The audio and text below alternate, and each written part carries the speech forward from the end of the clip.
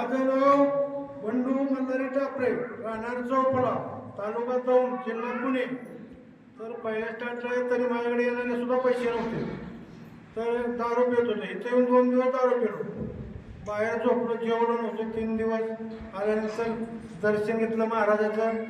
तर दुसऱ्या दिवशी मी भरपूर जेवलो होतं. बेसन भाकर खाल्ली. 3 दिवसात उपास होतो ना.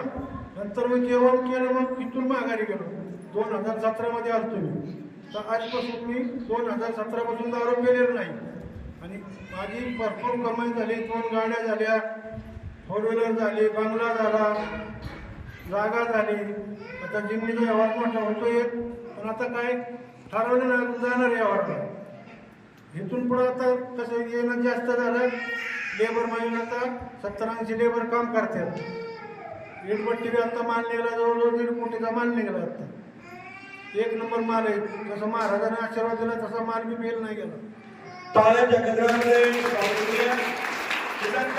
खूप दारू पित होतो. काय करत होतो तुम्हाला विचारतो, बोला ना. दारू पित होतो नाही, तुम्हाला बोलतो. काय करत होतो?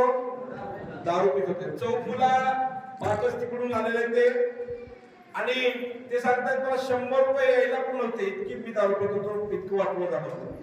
इथला आशीर्वाद घेतला आणि आशीर्वाद घेतल्यानंतर आता करोडो रुपयाची प्रॉपर्टी कमवली. आज वीटभट्टी आहे. वीटभट्टीवर 70-80 लोक कामगार आहेत. 4 चाकी गाड्या आहेत, 4 व्हीलर आहेत, म्हणजे ट्रक आहेत, टेम्पो, सगळं काही ऐश्वर्य चाललंय.